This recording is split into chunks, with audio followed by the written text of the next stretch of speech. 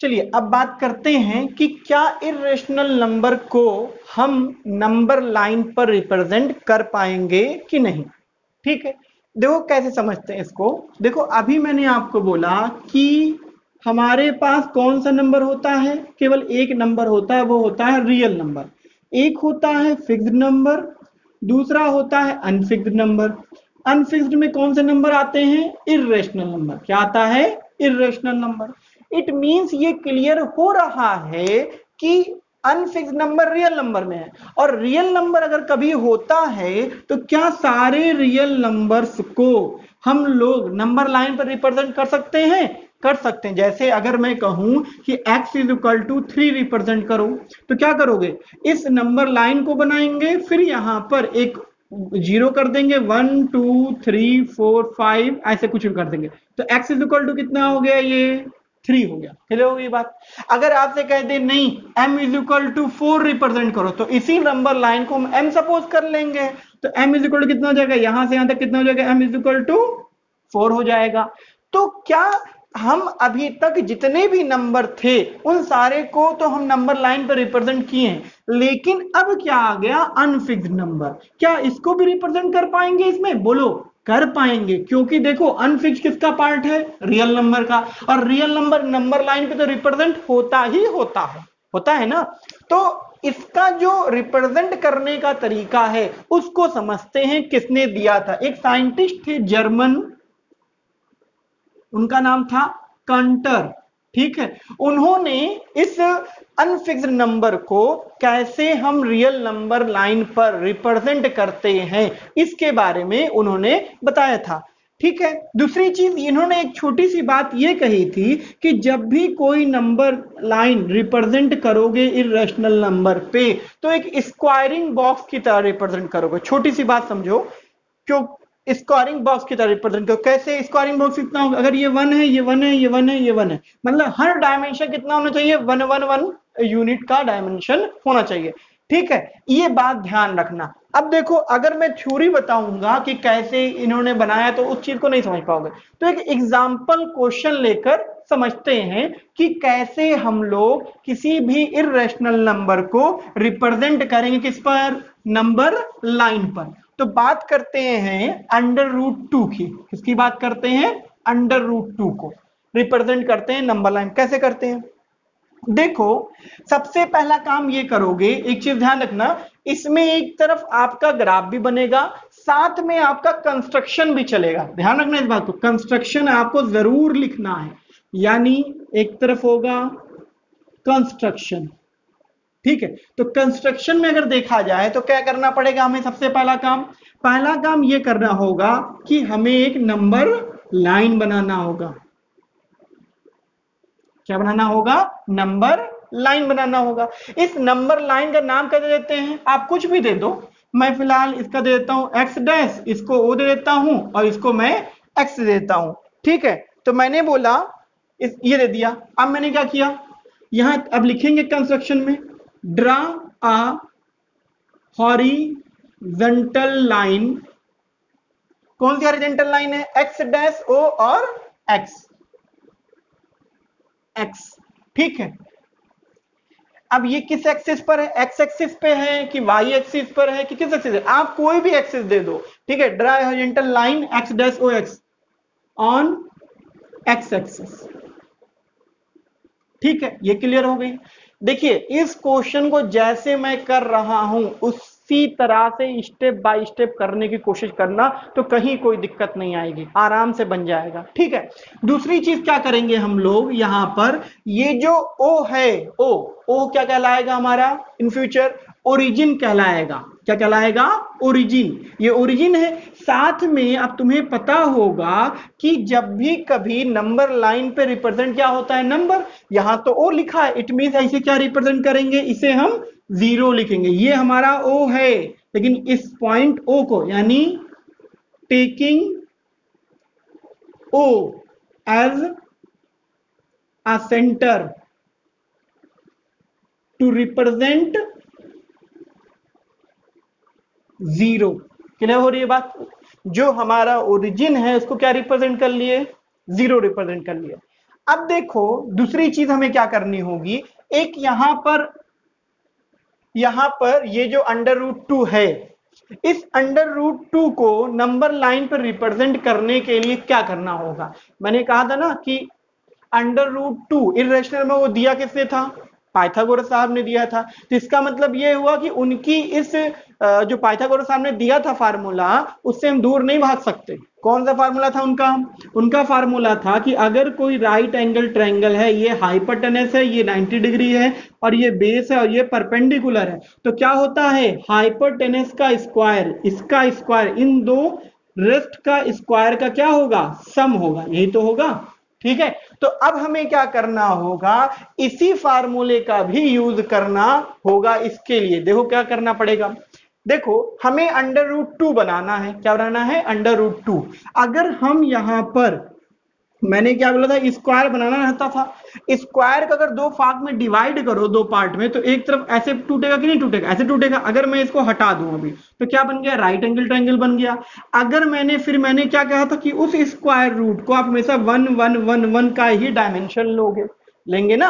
अब देखो अगर ये 1 है, ये 1 है, और ये इसका नाम ABC कुछ भी रख दो, ठीक है। तो अगर मैं यहां इसकी वैल्यू निकालूं, AC की कितनी आएगी, AC की वैल्यू जो आएगी 1 का square is equal to AC, ये आएगा ना। तो AC इक्वल टू कितना आ गया, √2 आया। तो इसकी वैल्यू कितनी आ गई, √2 आ गई ना बात समझ में। तो हमें क्या करना होगा, अब हम यहां पर इस बात को जो हमने यहां पे समझा, अब यही बात को यहां पे इंप्लीमेंट करना। पहली चीज क्या करना पड़ेगा, construct OA is equal to 1 unit. ठीक है, क्या मान ले रहे हैं, 1 यूनिट मान लीजिए, 1 सेंटीमीटर मान लीजिए। ठीक है, मैं 1 यूनिट लिख रहा हूं जानबूझकर, अभी बताऊंगा बाद में। देखो मैंने क्या किया, सपोज कर लिया OA इज इक्वल टू कितना हो गया हमारा, 1 यूनिट। ये हमारा यहां से कितना है, 1 यूनिट है। क्लियर हो रही है बात। दूसरी चीज, अब हम क्या करेंगे, इस ए पर हम क्या बनाएंगे, एक परपेंडिकुलर ड्रा करेंगे, जो कि अब देखो हमें क्या बनाना है, फिगर याद रखो, हमारा ये तो बन गया, अब हमें ये बनाना है, और इसके बीच में क्या है, 90 डिग्री है कि नहीं है, इन दोनों के बीच में क्या है, 90 डिग्री है। It means is taking A as a centre हमें क्या करना पड़ेगा, एक परपेंडिकुलर ड्रा करना पड़ेगा। परपेंडिकुलर ड्रा करने के लिए अब यहां से एक ऐसे आर्क लगा के ऐसे हम कंस्ट्रक्ट करेंगे।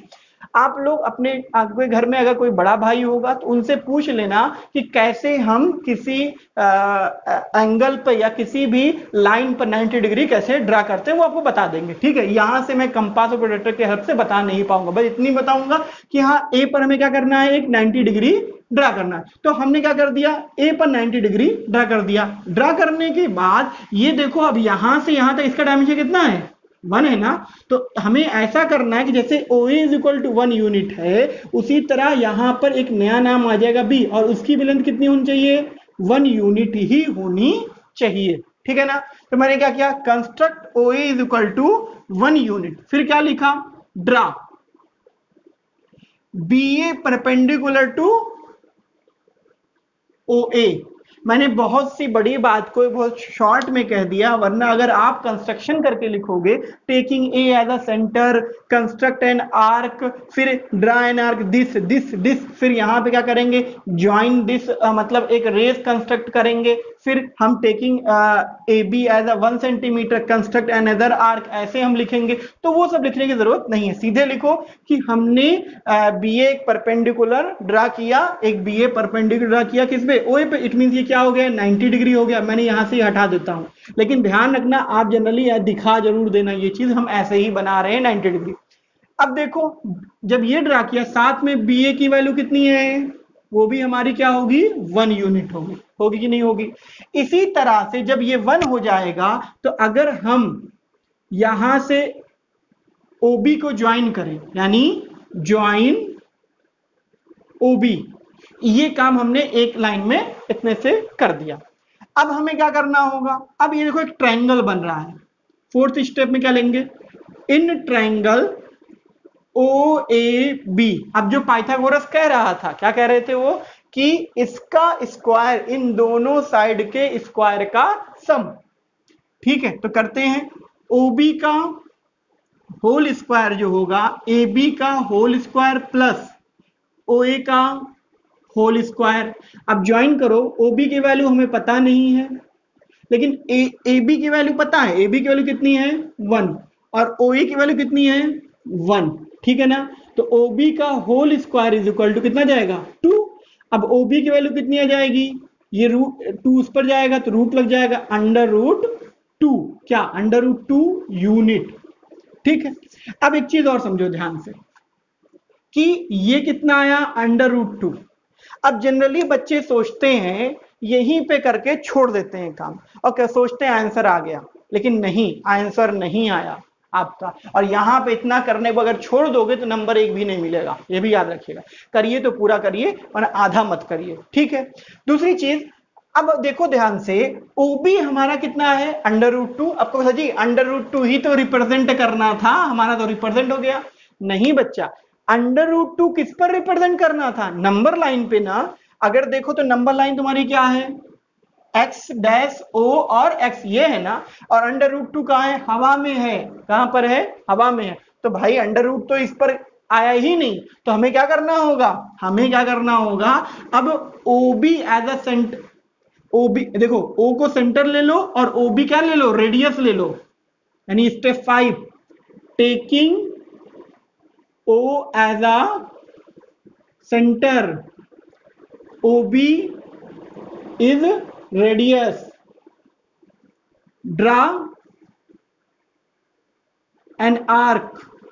अगर आर्क ड्रा कर रहे हैं, देखो O B as a radius, अगर एक आर्क ड्रा करेंगे जो कि वो यहां कहीं इस लाइन पर क्या करेगा, कट करेगा। इस लाइन पर क्या करेगा, किस एक्सिस पे कट करेगा, एन आर्क कट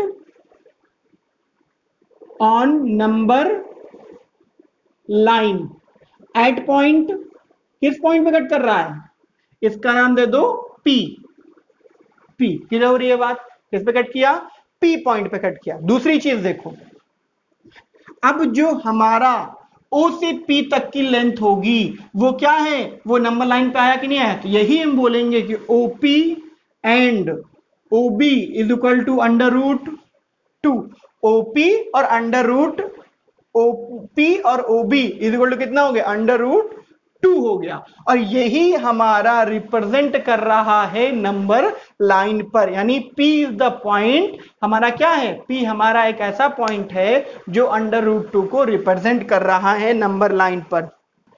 चलिए बच्चों, अब बात करते हैं represent under root 3 under root 5 on the number line. मतलब जैसे अभी अंडर रूट 2 को हमने सीखा किसी भी नंबर लाइन पर रिप्रेजेंट करना, उसी तरह से अब हमें क्या करना है, अंडर रूट 5 और अंडर रूट 3 को भी रिप्रेजेंट करना है, किस पर, नंबर लाइन पर। इसी नंबर लाइन का जो दूसरा नाम है उसे बोलते हैं रियल लाइन।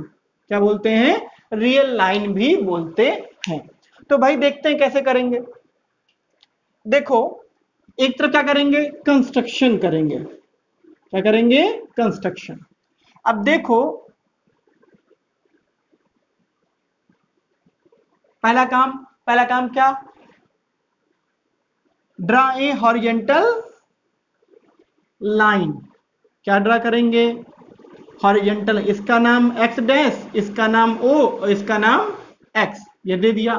तो क्या लिखेंगे स्टेप फर्स्ट में, ड्रा अ हॉरिजेंटल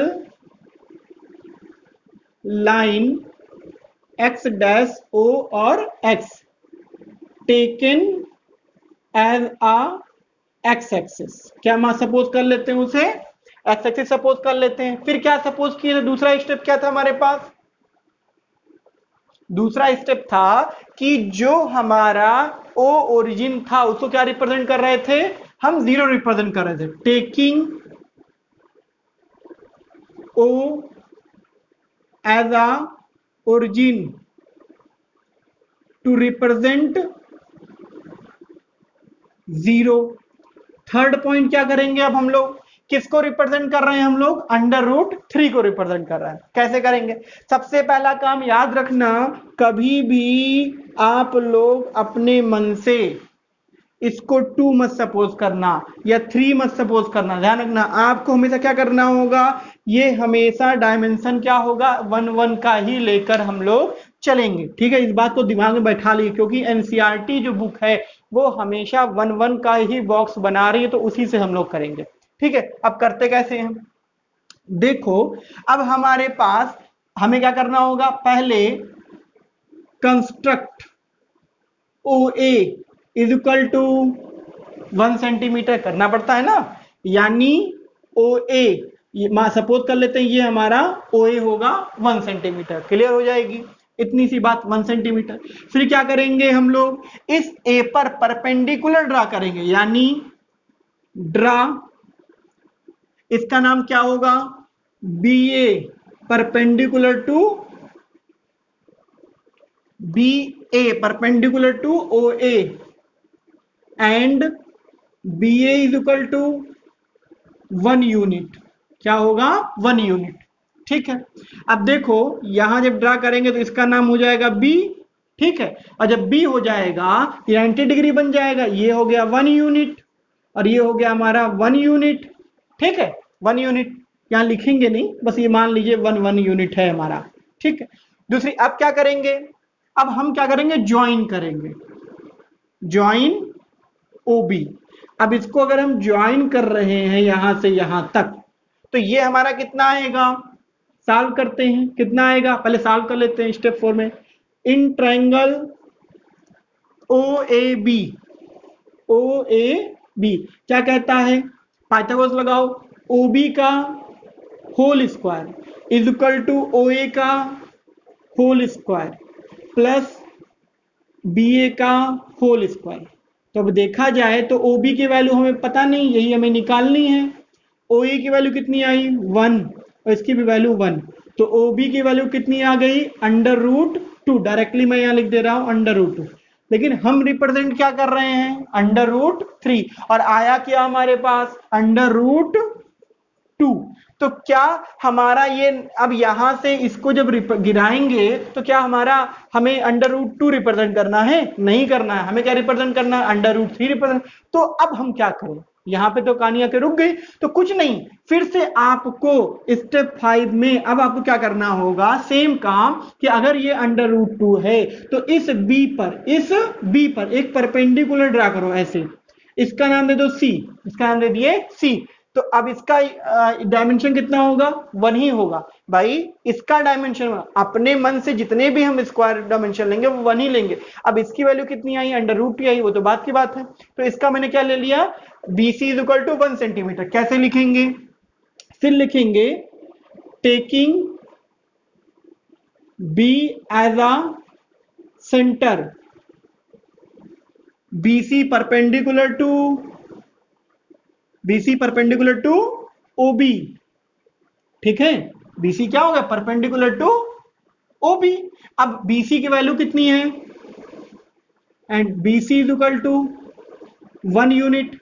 क्लियर हो रही है बात। अब क्या करेंगे, इसको यहां से इसको यहां पे ज्वाइन कर देंगे, ज्वाइन OC। अब किसको ज्वाइन कर रहे हैं, OC को ज्वाइन कर रहे हैं। अब जरा फिर से पाइथागोरस लगाओ, इन ट्रायंगल OBC, इस ट्रायंगल में आइए, इस वाले ट्रायंगल में OBC में, तो क्या कहेगा, OC का whole square is equal to BC का होल स्क्वायर प्लस OB का होल स्क्वायर। देखो BC की वैल्यू 1 है, लेकिन OB की वैल्यू कितनी है √2 है, तो अगर सॉल्व करेंगे तो 1 + 2, तो OC की वैल्यू कितनी आ जाएगी, तो OC का whole square is equal to √3। यही तो रिप्रेजेंट करना था हमें। अब हम क्या करेंगे लास्ट टाइम, अगला 6 पॉइंट क्या होगा, 6 पॉइंट हमारा ये होगा कि O as a centre and OC is a radius, ये तो करेंगे। यानी 6 पॉइंट अगर हम लिखते हैं, taking O as a centre and OC is a radius, draw arc. अब यहां से एक आर्क ड्रा करो, जो आर्क गिर रहा होगा उसका नाम रख देते हैं हम लोग P रख लेते हैं। ठीक है, पिछली बार P रखे थे इसको, इस बार किसको रख लेंगे, इसको P रख लेते हैं। ठीक है, तो ड्रा आर्क ऑन किस पर, रियल लाइन या नंबर लाइन। नंबर लाइन कौन सा है हमारा, ऑन नंबर लाइन। ठीक है, किस पे मिल रहा है? मीट एट पॉइंट किस पर? ये पी रहा, पी पे हो गया। ठीक है, अब पिछली बार की तरह फिर से वही मैं बात कहूंगा, क्या ओसी जो अंडर रूट 3 आ रहा है वो ये होगा? नहीं, ये हमारा नंबर लाइन पे रिप्रेजेंट नहीं होगा, हमारा नंबर लाइन पे ये रिप्रेजेंट होगा। ठीक है, तो हमारा क्या होगा? तो जो ओपी होगा, OP is equal to OC is equal to under root 3, यानी जो ओसी अंडर रूट 3 है, तो जब हमने आर्क से वो आर्क गिराया इस नंबर लाइन पर, तो ये किस पे कट किया? पी पॉइंट पे कट किया। तो जो लेंथ ओसी की होगी वही ओपी की होगी, यहां से यहां तक। तो हमारा 8th पॉइंट क्या होगा? पी रिप्रेजेंट क्या? Under root 3 on real line.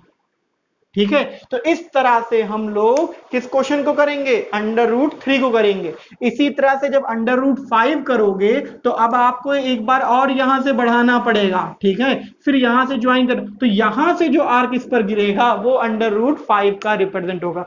आप लोग इसी तरह से करिएगा, क्योंकि एनसीईआरटी इसी तरह से करती है। तो आई होप आप लोग को ये समझ में आया होगा। तो अब हम लोग इसके बाद एनसीईआरटी के एक्सरसाइज क्वेश्चन को सॉल्व करेंगे। Thank you so much.